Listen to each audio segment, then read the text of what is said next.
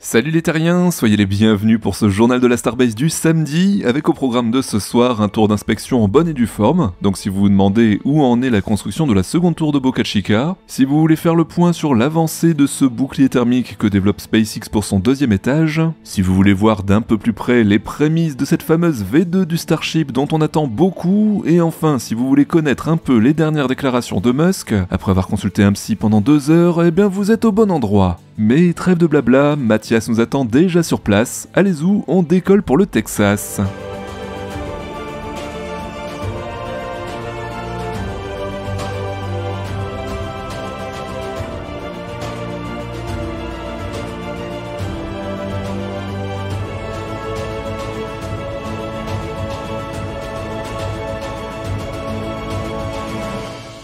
Merci Quentin. Salut les terriens. Elon Musk poste de temps à autre ce genre de vue d'artiste sur son compte X afin d'illustrer un peu ses espoirs, que certains trouveront démesurés certes, pour cette fusée que lui-même et son équipe à Boca Chica sont en train de développer. Il dit ici, je cite, « peut-être un jour ». Bon, ok, mais même avec beaucoup d'imagination, même à la vitesse à laquelle ce programme se développe et progresse, et enfin, même en imaginant qu'en 2050, nous en soyons à la V15 ou à la V16 du Starship, cela m'étonnerait vraiment qu'un tel mastodonte, en tout cas tel qu'il est représenté ici, puisse voir le jour un de ces quatre. Non, il y a quand même des limites à ce que l'on pourra construire comme fusée sur Terre, à moins qu'un jour, nous puissions nous affranchir de la gravité. Bon, autant vous dire que ce n'est pas pour demain, même si cela peut faire rêver des terriens férus de science-fiction comme moi. Alors vous savez sans doute que le PDG de SpaceX en est féru également, il y fait souvent référence tout en usant régulièrement d'un humour bien à lui. À l'instar du nom de cette intelligence artificielle qu'il développe depuis quelque temps maintenant dans son data center situé à Memphis aux États-Unis et dont il parle au tout début de l'interview menée par Jordan Peterson au sein de la Gigafactory de Tesla au Texas. Ce célèbre psychologue canadien, professeur à l'université de Toronto et dont les domaines de recherche sont la psychologie sociale et la psychologie de la personnalité, s'intéresse depuis très longtemps au personnage d'Elon Musk, ce touche-à-tout passionné et qui compte désormais bien se placer en pole position de cette nouvelle technologie, cette intelligence artificielle qu'il développe donc et qu'il a appelée Grok, qui en anglais familier veut dire capter ou piger, et déjà selon lui très prometteuse. L'homme avoue que son rêve serait de percer les secrets de l'univers grâce à elle. Il confie aussi qu'il souhaite maîtriser le développement de cette intelligence artificielle qui fait si peur de nos jours, en argumentant qu'il sera à même de diriger son développement dans un sens qui sera bénéfique à toute l'humanité. Justement, Jordan Peterson, qui est loin d'être complaisant avec lui, pose les questions qui fâchent et lui demande alors s'il estime pouvoir se faire suffisamment confiance, être suffisamment fiable en tout cas, pour ne pas faire n'importe quoi avec un tel outil dans les mains. Et voici la réponse d'Elon Musk. Je n'estime pas pouvoir me faire confiance à 100%. Une réponse que son psy improvisé qualifiera d'honnête, mais qui aux oreilles de certains pourra paraître terrifiante. Il ajoute également que les autres entreprises qui développent l'intelligence artificielle ne luttent pas du tout pour la vérité.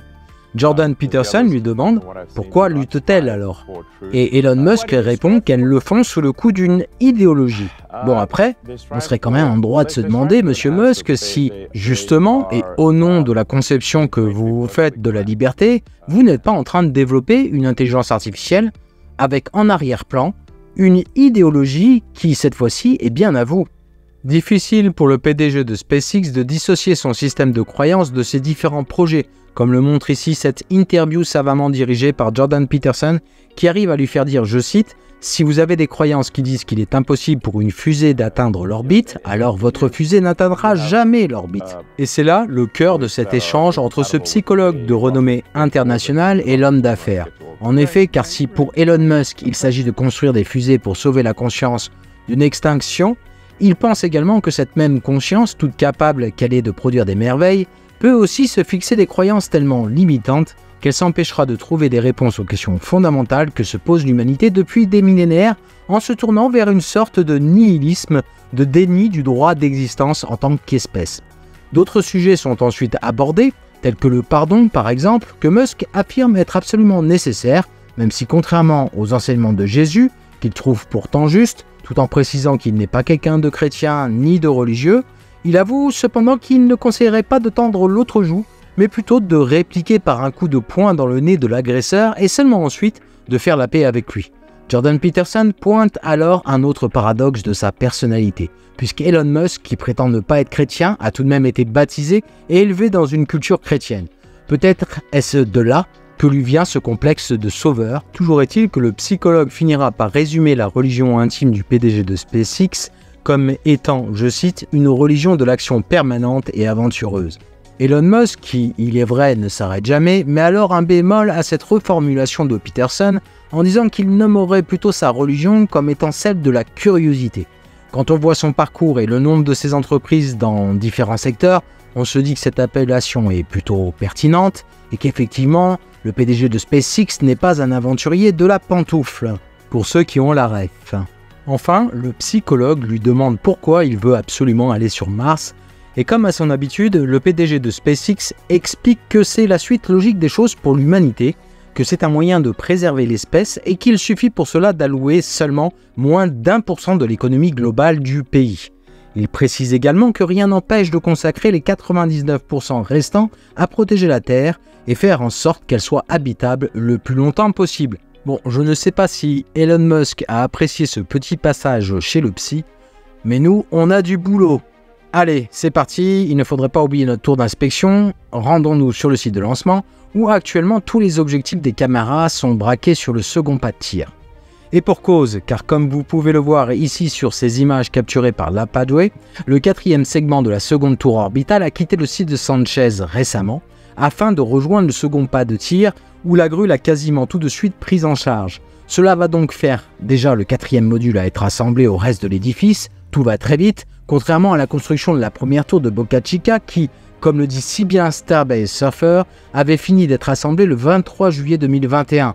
Pour certains d'entre vous qui sont abonnés au Journal de l'Espace depuis sa création, ou vous qui nous suivez depuis le tout début de cette aventure du Starship, ça doit quand même vous faire un peu bizarre. En tout cas, une chose est certaine, c'est que cela ne nous rajeunit pas. Faisons un petit point prototype à présent, et faisons le bilan sur le développement de ce bouclier thermique dédié au deuxième étage de la fusée Starship, qui devra d'ailleurs faire ses preuves lors de la prochaine tentative.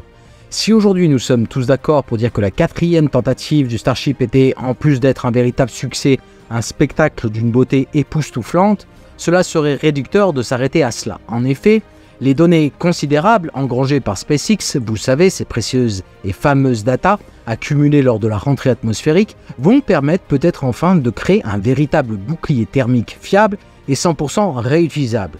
Bien que la résilience du second étage ait été démontrée à plusieurs endroits du vaisseau lors de ce récent vol, malgré la perte de quelques tuiles, n'oublions pas que la survie du véhicule est en grande partie pour le coup due à la chance. Pour rappel, selon Elon Musk, il n'y avait aucune garantie que le deuxième étage du Starship parvienne à franchir cette étape périlleuse en un seul morceau de la rentrée atmosphérique.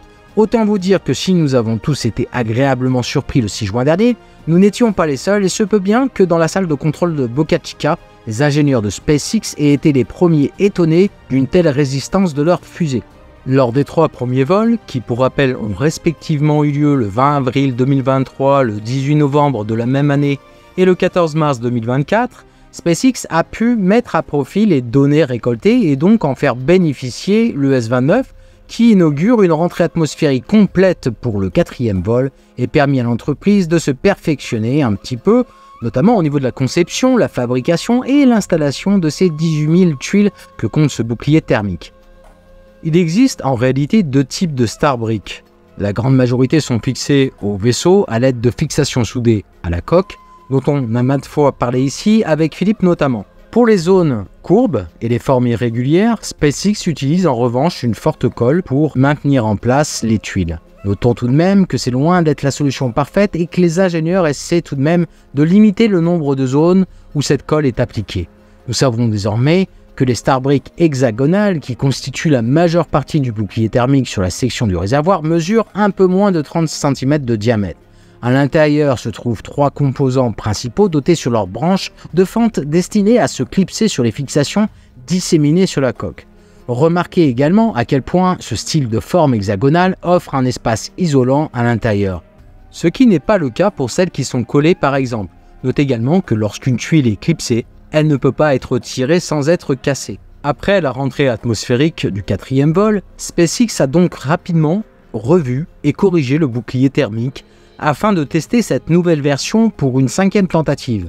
Musk annonçait quelque temps après, et sans sourciller, que l'ensemble du bouclier thermique du S-30 serait remplacé et qu'une nouvelle sous-couche constituée d'un matériau ablatif serait installée à certains endroits.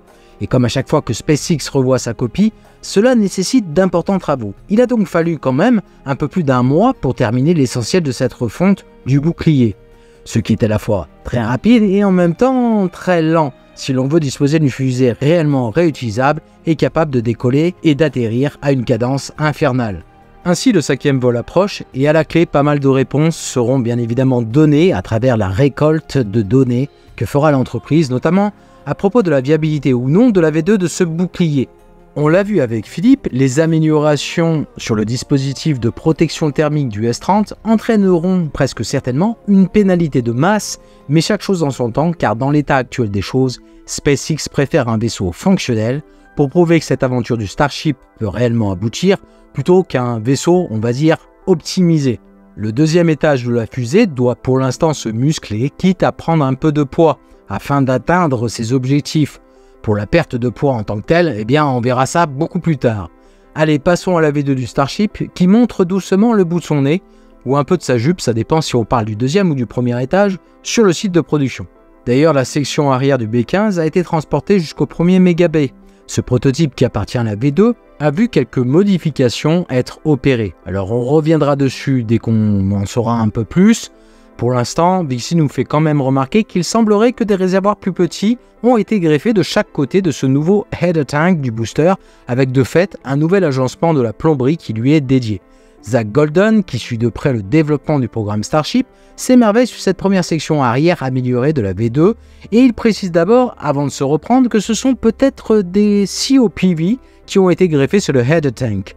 En réponse à son propre poste, il avoue qu'il ne devrait peut-être pas les appeler ainsi. Effectivement, car ce sont bien des réservoirs en acier inox et non pas des COPV en fibre de carbone, qui apparemment seront intégrés directement au réservoir d'oxygène liquide, même si pour l'instant, nous n'en savons guère plus, et nous n'avons pas encore d'idée précise de leur fonction.